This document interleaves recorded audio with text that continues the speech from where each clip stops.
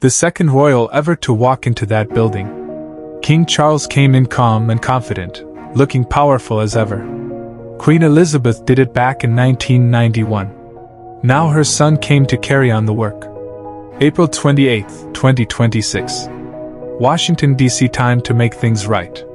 He never called anyone out by name, but everyone in that room understood. Every word he said was pointed directly at what's been going on. Checks and balances. The old Magna Carta rules.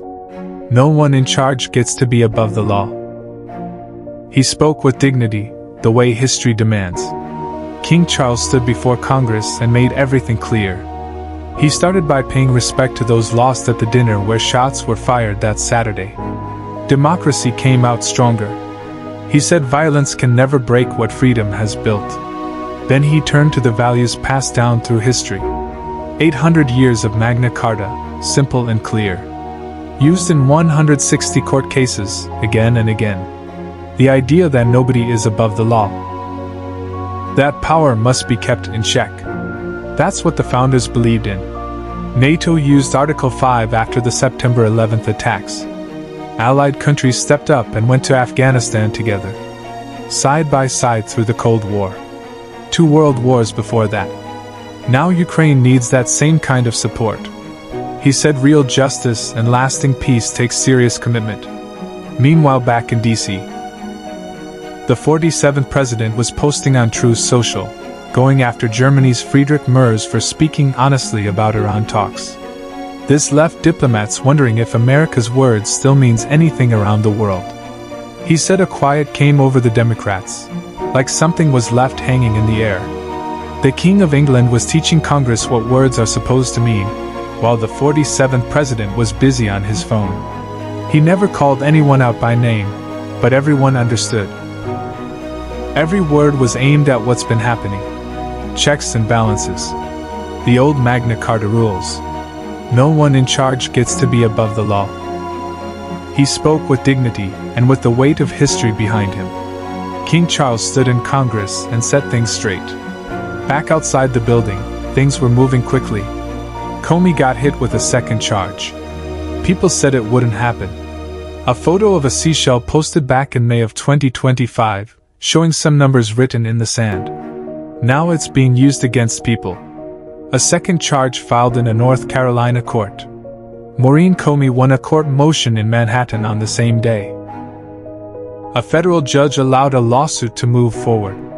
The Southern Poverty Law Center filed their own motion. They said Ty Block made false statements, and they're going after it. Grand jury records were needed to show what was really said. The Alabama charges were built on claims people call misleading. They had been sharing their records with the FBI for years. Now they're looking at 11 fraud charges while trying to hold on. Britain's Ambassador Turner spoke up back in February. Said the special relationship between the UK and America is getting worn out. Said Israel probably holds that spot now. Said the Epstein mess took Mandelson down along the way. Morgan McSweeney told the Foreign Affairs Board that if Harris had won, Mandelson would have been passed over. He was picked because he was seen as the right person for the Trump administration. Now Starmer is fighting to hold on to his position back home. King Charles talked about protecting the natural world. He said important systems are breaking down, and we're headed for serious trouble. The camera showed EPA's Lee Zeldin sitting in the room, while the 47th president's drilling plans keep putting nature at risk. His Christian faith keeps him grounded every day. The relationships he's built through faith have been honest and real. He never said the name, but everyone knew. Every word was a direct response to what's been going on. Checks and balances.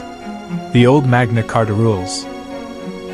No one in charge gets to be above the law. He spoke with dignity and with history on his side.